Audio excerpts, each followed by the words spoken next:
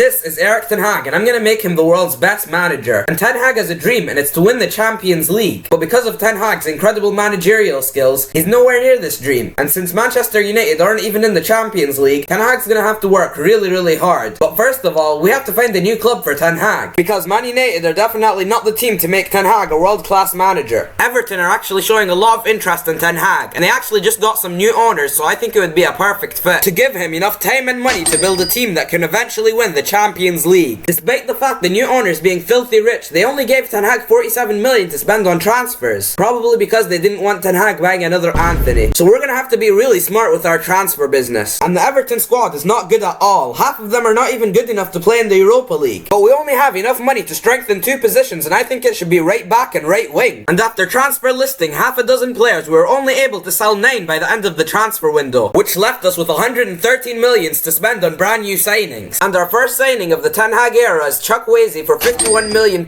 He's gonna be a massive upgrade on the right wing position. And for the right back position, we managed to sign Portuguese wonder kid Thiago Santos for 31 million. And with only 15 million left to spend, I think that concludes our business for this transfer window. And this is our team going into season 1 under Ten Hag. I think top 10 should be doable. So let's simulate through season 1 to see where we finish. In our first season, we finished in 13th place with 43 points. That's not what we wanted, but we were only 2 points behind 10th. And our top goal scorer was Armando Broja. I did not expect that. Broja scored 17 goals in 39 games, which isn't bad, but we definitely have to upgrade next season if we want to push for Champions League football. Our 3 top goal scorers this season are all loan players. This is not looking good. We're gonna need some crazy investment next season. The right winger we signed, Chukwueze, had a stinker season, scoring only 2 goals. Don't tell me this is gonna be an Anthony 2.0. In the FA Cup, we got knocked out by Brighton in the quarterfinals, and we got knocked out by West Ham in the Carabao Cup 4th round. For season 2, we got a 73 million budget, which is a little bit more than last season. Fast forward to season 2, we let go of some more unwanted players, and our squad was looking absolutely terrible after losing all of our loanees. We have to buy 2 new midfielders and use the rest of the money on a new striker. So we bought Archie Gray from Tottenham for 15 million, and we signed back Malanga, one of the players we had on loan last season. And for the striker position, we signed Jonathan David from Lille for £52 million,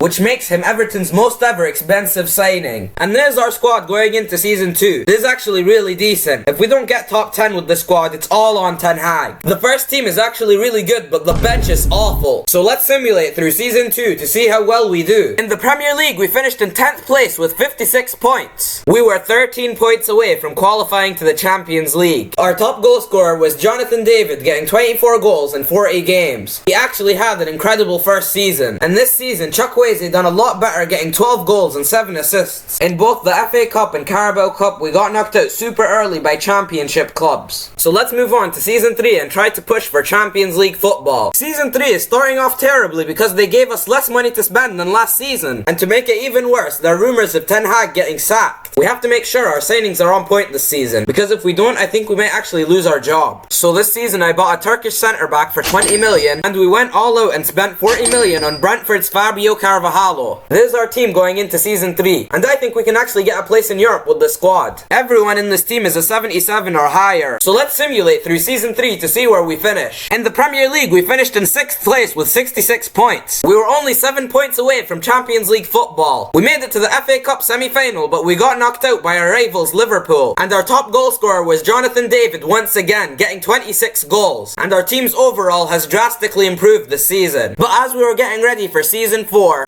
Ten Hag got a notification. Real Madrid were interested in Ten Hag. That's something I thought I would never say. And without wasting any time at all, Ten Hag put pen to paper with Real Madrid. And to Ten Hag's surprise, the transfer budget was insane. The team was insane. The trophies were insane. Everything about the club was absolutely insane. Even though the team was already incredible, Ten Hag wanted to buy a left back and a centre back to make sure he wins the Champions League in his first season. So Ten Hag decided to buy Alphonso Davies and Ibrahim Konate. So let's simulate the whole of season 4 to see where Real Madrid end up finishing. Real Madrid won La Liga in Ten Hag's first season with them. They won the Super Cup 3-2 against Atletico Madrid, and they won the Copa España against Barcelona, beating them 6-0. And they also made it to the Champions League final playing PSV. Ten Hag has been waiting for this moment his whole career. Today was the day he finally shuts up all the haters. And just like that, Ten Hag's most important game of his career is kicked off. But it was a disaster because only 6 minutes in, Real Madrid went behind. PSV players were going wild. Despite all this, Ten Hag told his team not to lose focus. And only 2 minutes later, PSV almost made it 2-0. But luckily, Vicario kept us in the game. The first half ended 1-0 to PSV. In the second half, Real Madrid had a very good chance, but the goalkeeper ended up saving it. And as Real Madrid were losing hope, Valverde made an incredible solo run in the 90th minute to equalize. The team were going crazy, they couldn't believe it. The comeback for Real Madrid and Ten Hag was officially on. And in the 110th minute, the PSV defender made a mistake and let Mbappe score. The entire Real Madrid team couldn't believe it, and the scenes were absolutely insane. And even Ten Hag joined in to celebrate. And as the full-time whistle blew, Ten Hag can finally sit back and get some rest after a long 4 years. And just like that, Ten Hag became the first ever manager to win the treble with Real Madrid. Tell me what you guys think about this journey in the comments below. Like and subscribe for more weekly uploads.